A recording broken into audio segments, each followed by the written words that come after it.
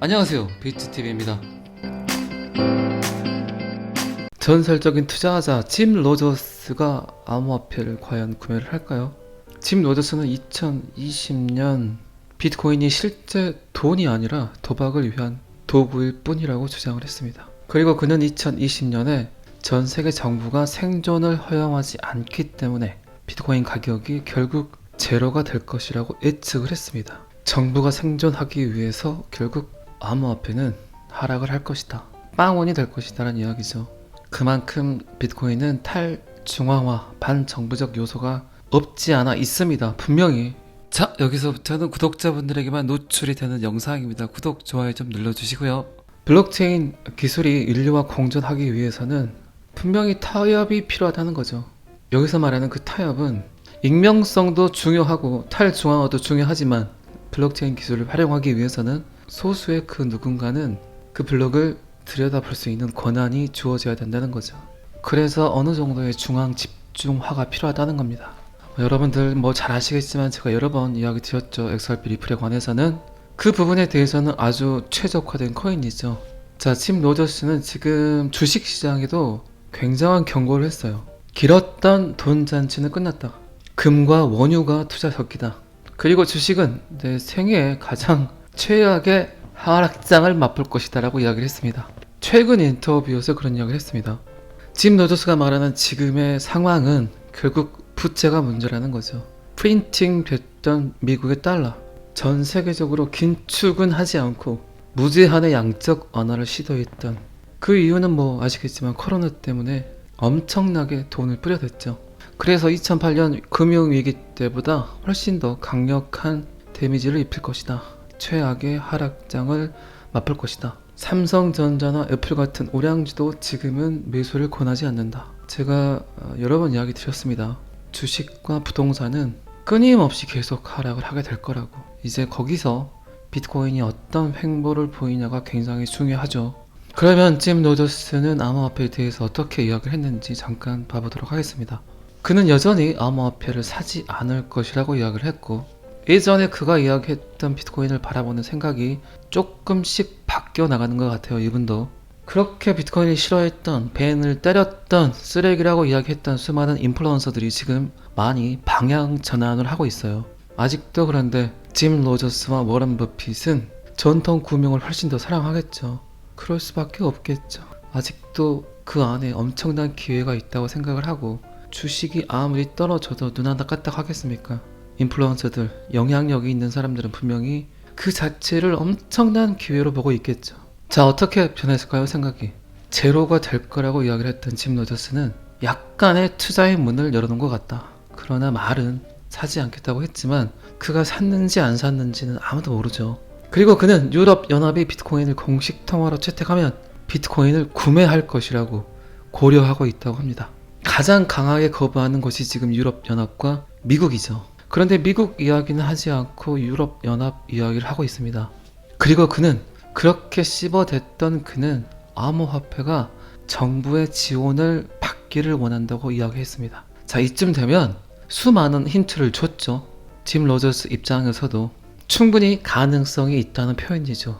뭔가 전제 조건을 달았다는 건 무한한 가능성이 있다는 거죠. 이제 조금씩 블록체인, 비트코인, 암호화폐에 대해서 공부를 해 나가고 있는 것 같아요. 그리고 여전히 그는 블록체인에 관한 이야기는 단 한 줄의 말도 쓰지 않습니다. 로저스는 비트코인이 투기에 대해 훌륭하다고 주장을 하지만 투기로는 굉장히 중요하다고 생각하지만 그것이 궁극적으로 화폐로서 실패할 것이라고 믿는다. 그는 정부가 돈에 대한 독점을 잃지 않을 것이라고 예측한다. 그렇겠죠. 정부가 누릴 수 있는 가장 큰 권력은 돈을 찍을 수 있는 권력이죠. 그거를 누가 포기를 하겠습니까? 그런데 지금 아시겠지만 짐 로저스와 거의 비슷한 레벨의 투자 천재가 있죠. 조지 소로스는 비트코인이 인플레이션 헤징 수단 그 이상이라고 이야기를 했었죠. 과연 누구의 말이 맞을까요? 짐 로저스는 비트코인을 사지 않았을까요? 점점 그런데 그의 생각도 바뀌어가고 있습니다. 워런 버핏도 이제 바뀌지 않을까요? 아니면 실질적으로 투자하고 있었다, 이런 내용이 나올 수도 있겠죠. 분명한 건 지금 믿을 건 암호화폐밖에 없다가 답이죠.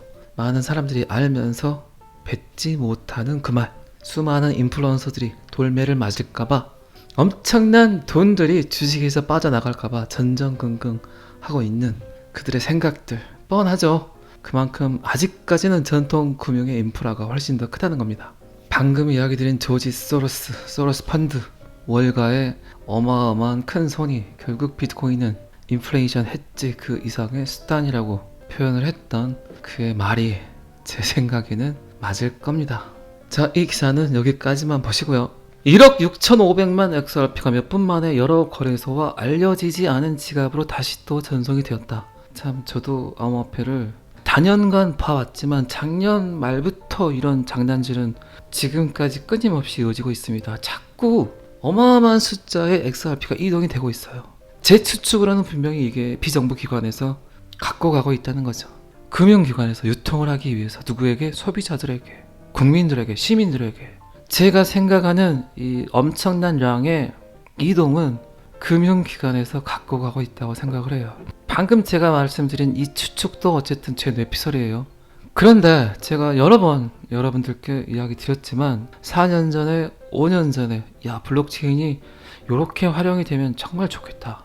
산업 구조가 굉장히 많이 바뀌겠다. 너무나 정확한 데이터가 입력이 되고 너무나 깨끗한 사회가 되겠다. 신뢰 기반의 시대가 되겠다고 생각했던 것들이 모두 지금 현실화가 되어 가고 있어요. 그 중에 제가 가장 깜짝 놀랐던 게 작년부터 엄청난 인기를 끌었던 NFT였어요. 데이터가 위변조 되지 않는다는 그 특징 하나가 얼마나 많은 산업군을 변화시킬 수 있을까요?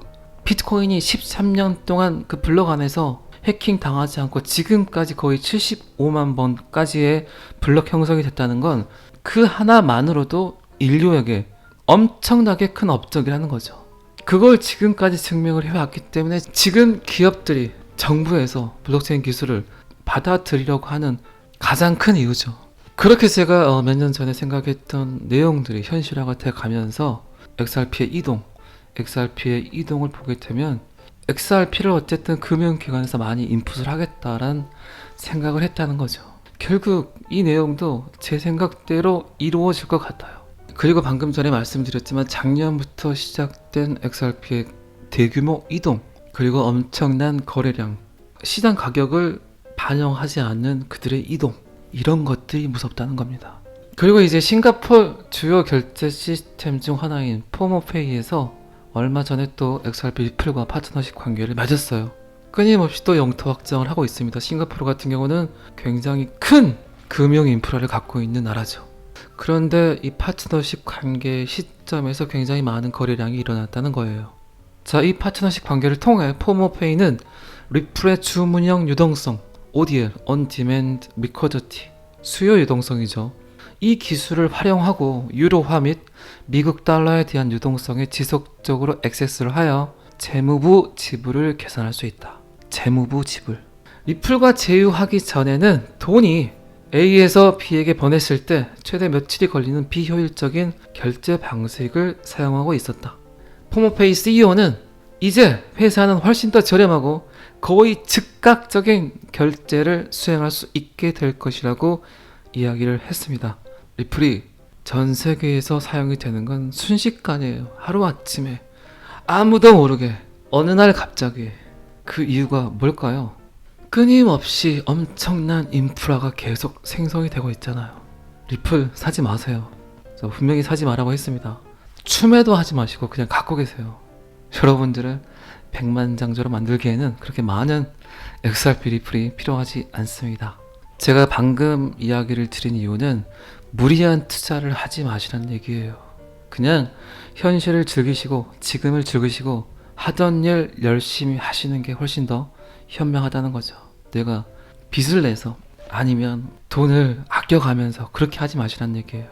맛있는 거 많이 드시고 가고 싶은데 가시고 지금 내가 갖고 있는 XRP 리플도 충분하다는 생각을 하시라는 거예요.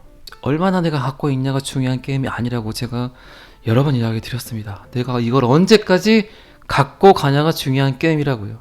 그렇기 때문에 리플은 사지 마세요. 자, 오늘은 여기까지 하겠습니다. 구독과 좋아요는 항상 저를 힘나게 합니다. 감사합니다. 비트TV였습니다.